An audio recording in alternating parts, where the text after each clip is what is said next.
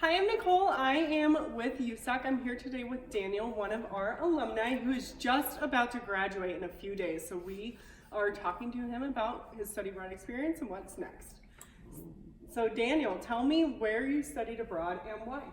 So I studied in Shanghai, China. That was 2017. And for me, I was really trying to learn more about my own family's culture because I'm half Chinese. And so I thought, well, I picked up the Chinese studies minor. I wanted to graduate in 4 years on time. And I learned that by doing the USAC program in Shanghai, I could take all sorts of courses that would fulfill the minor. And I'm like, well, if I'm doing the minor, I might as well go to China. And Shanghai also had the marketing courses. And for me, as a journalism student in strategic communications, it really lined up with what I was going for.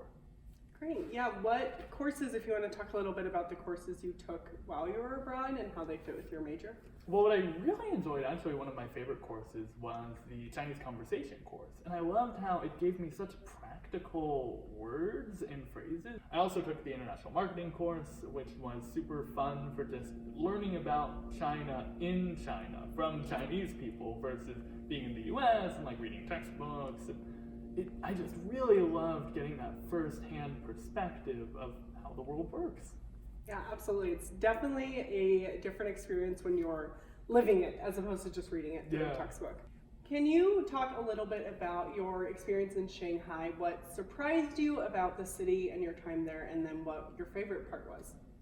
For me, the entire city, it really was my first time in an international city, one that truly had so many different cultures from around the world. We had opportunities to go to the Bund, which is like Shanghai's really big, famous, like they've got European architecture on one side, and then like this cool, for me it's like futuristic sci-fi kind of architecture in the middle, being able to go up on like the Oriental Pearl Tower and look down at the whole city around. It's like, for me to be in a place where I could look a whole 360 and just see city as far as I could perceive was something really new to me and showed me how big the world is. I've never been in such a populated city before, and seeing how I'm just one person in this huge web made me just really excited to see more. You are a journalism major and a Chinese studies minor, among other things. Can you share with us what your long-term goals are with your career path and what you're hoping to use your degree for? I think my most long-term goal is I want to help people communicate. And I think that within journalism, it's the storytelling that I've learned is so universal, whether that's like writing, whether that's just doing cool photography, videos. And I've also learned that through my minors, and Chinese communications, English, all that fun stuff, I've really developed a skill for that, of being able to tell a compelling story. And I recently got a memoir published about my first time in China.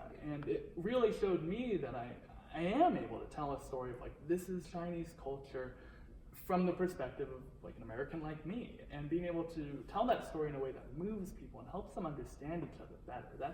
That's the kind of stuff I've realized I could, heck, maybe I'll be a professor, that'd be cool, but I could also do that in like other nonprofits, or I could do that in like international relations, who knows? But I think the more I try to understand others and to help them understand the people around them, I think that's gonna be fulfilling for me, and hopefully I can do that overseas. That'd be fun.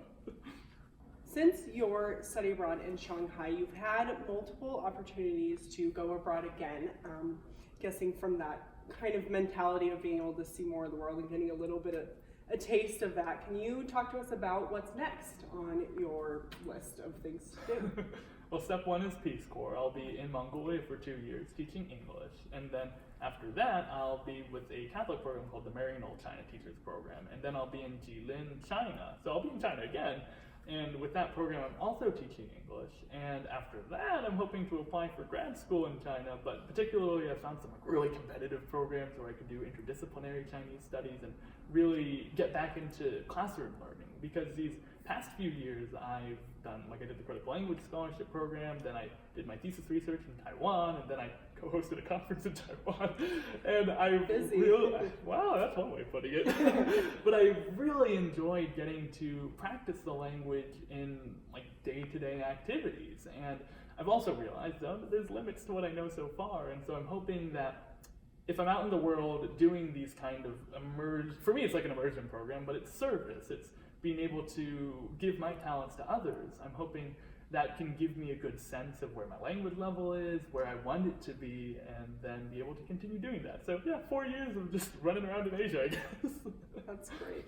Do you think if you hadn't studied abroad, do you think you still would be pursuing international opportunities like this?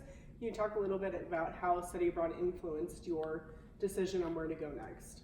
I think it's so hard to tell what it would have been like if I didn't study abroad, but I think I definitely didn't have such a global citizen perspective before I went abroad. And when I got back, I mean, immediately I'm like, I gotta go again. It really became just such an exciting thing for me to go out of the bubble that I'm in the US and keep trying new things and meeting new people. And definitely from the people I've talked to in the US, like a lot of my professional mentors have told me that they see the world going in a very global direction. And certainly all the people I meet overseas have told me the same thing. So I realized, well, if people are willing to help me go abroad and pay for it, then I'm like, all right, let's do it. Let's go another round. Here we go. Well, thank you, Daniel. It's been such a pleasure talking to you today. Good luck in Mongolia and wherever else in the world you end up. Please be sure to keep in touch.